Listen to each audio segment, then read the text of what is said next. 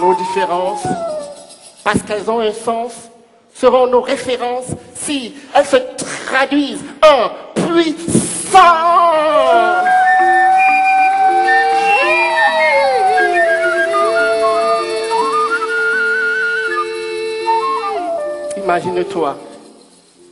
Imagine-toi un monde totalement noir. Imagine-toi un monde totalement blanc, jaune, rouge. Imagine-toi un monde totalement riche, un monde totalement pauvre.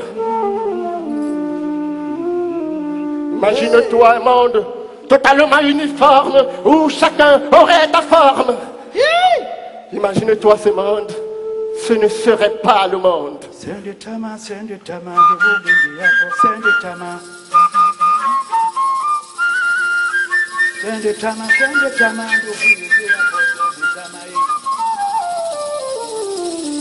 Ma différence, comme ta différence, participe de la richesse du monde.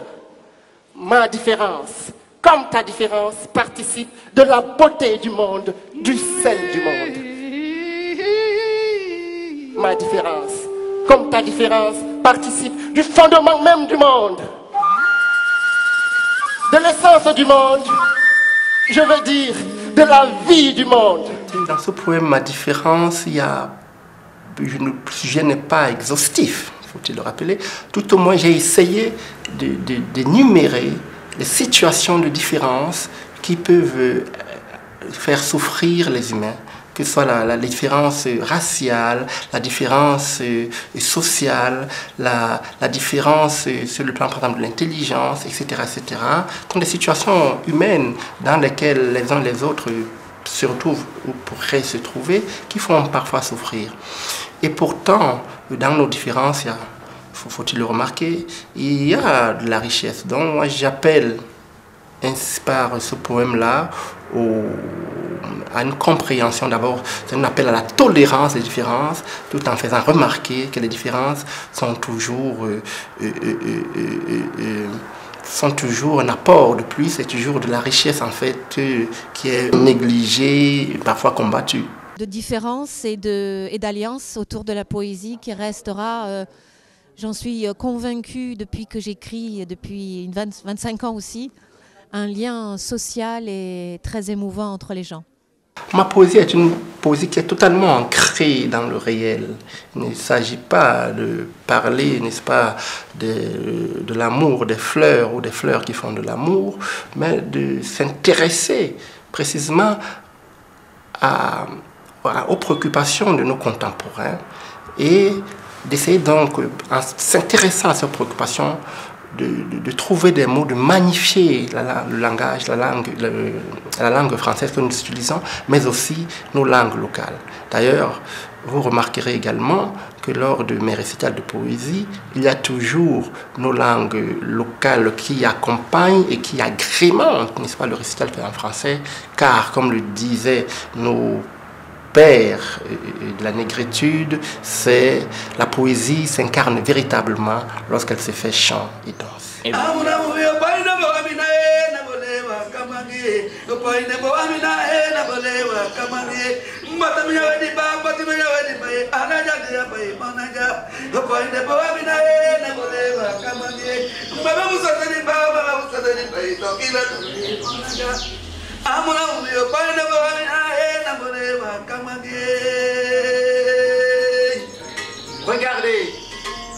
Regardez ce qu'ils ont fait du monde.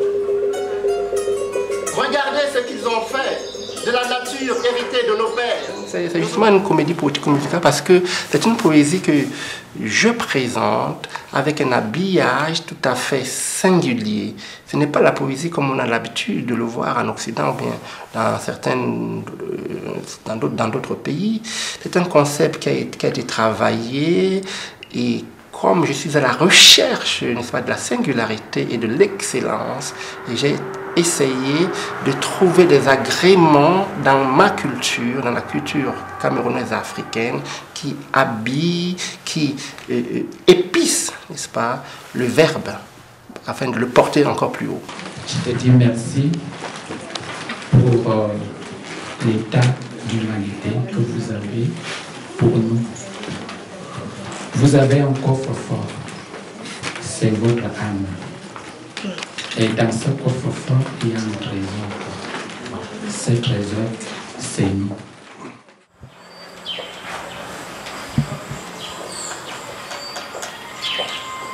Tous les sujets de la vie dans lesquels j'ai à dire sont des sujets qui m'inspirent. Par exemple, j'ai fait un poème sur un sans domicile fixe, SDF, qui s'intitule Seul au monde. Voilà, j'avais des choses à dire sur la solitude du SDF. J'avais des choses à dire sur les inégalités sociales. D'autres thèmes également que j'aborde, qui sont des thèmes assez évocateurs, comme le thème de la responsabilité personnelle et de la responsabilité générale dans le cadre d'un pays, d'une nation. Nous sommes d'abord responsables de ce qui nous arrive et que c'est à nous-mêmes d'abord, c'est d'abord aux Africains, à nous, de regarder quelles sont nos faiblesses, quelles sont les causes de nos échecs passés d'aujourd'hui pour pouvoir envisager nos victoires de demain. Voilà. Donc j'aborde ainsi des thèmes tout à fait éclectiques dans lesquels je suis inspiré. Il faut dire que dans l'enfance, déjà, j'avais déjà une certaine sensibilité dans la lecture de nos classiques africains. Lorsque je lisais, par exemple, Kamaralai, l'enfant noir, je ne restais pas insensible, n'est-ce pas, à cette beauté de la langue, et également au thème qu'il abordait, n'est-ce pas, la magnificence, lorsqu'il magnifiait sa mère et tout, n'est-ce pas, le sacrifice que sa maman faisait pour lui accorder, pour lui donner une bonne éducation. Toutes ces lectures-là, que ce soit Kamaralai, Birago, Diop, Senghor, Césaire, m'ont accompagné, m'ont inspiré. Mais c'est finalement devenu adulte, confronté moi-même à un certain nombre de problèmes, que le déclic s'est opéré.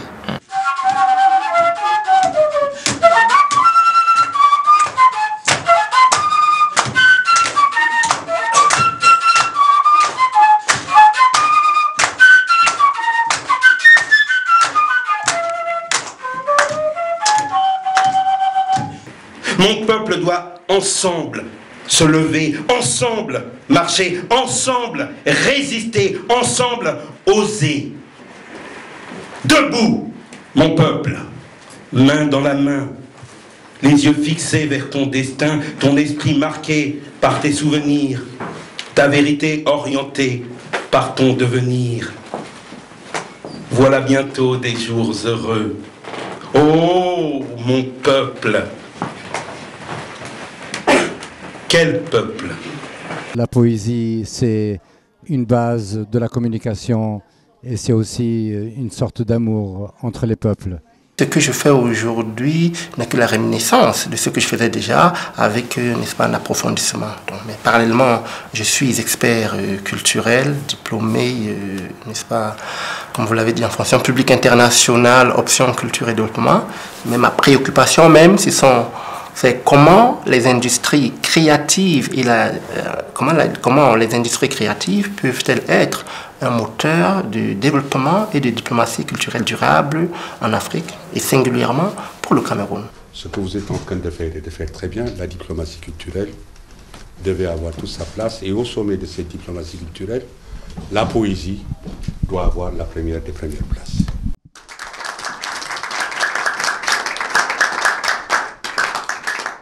Oui, parlez-moi de Douala Manga, de Thomas Sankara, de Patrice Lumumba, de Kwame Nkrumah et de Nelson Mandela. Leur évocation et leur célébration conforteront notre identité et nous détermineront à bâtir une civilisation avancée. Parlez-moi Oui, parlez-moi toujours de notre ascendance pharaonique et de toutes nos réalisations passées. Oui, parlez-moi enfin de notre histoire. Sa réappropriation nous permettra de retrouver notre fierté et d'envisager l'avenir avec plus d'audacité. J'ai pensé qu'il était important de faire partager à mes frères et sœurs camerounais, n'est-ce pas, ma poésie, de leur faire découvrir ce que je fais. Parce que je pense que la poésie a ceci de fondamental, qu'elle touche les âmes, elle peut guérir, n'est-ce pas, les malades et apporter le réconfort aux âmes en souffrance, l'exaltation aux âmes qui sont dans la joie, et que dans un pays comme le nôtre qui traverse des moments très très difficiles, il est important que les poètes, n'est-ce pas, soient debout pour dire à leurs frères et sœurs qu'il ne faut pas désespérer, que demain sera meilleur. Du fait de ma peau, ils m'ont traité comme un animal. Ils m'ont assimilé au mal. Du fait de ma peau, ils m'ont dénié toute âme, car pour eux, j'incarnais le mal. Du fait de ma peau, ils m'ont mis des chaînes. J'ai trouvé que c'était une soirée très enrichissante, culturellement, musicalement, et qu'il y avait une très bonne ambiance, très sympathique, et que le croisement des cultures était quelque chose qui m'a énormément plu. Alain Alfred, avec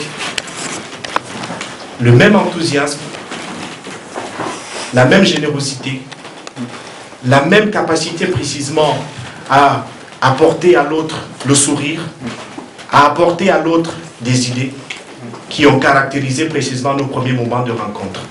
Et c'est pourquoi je pense, Alain Alfred, que tu mérites cette cérémonie.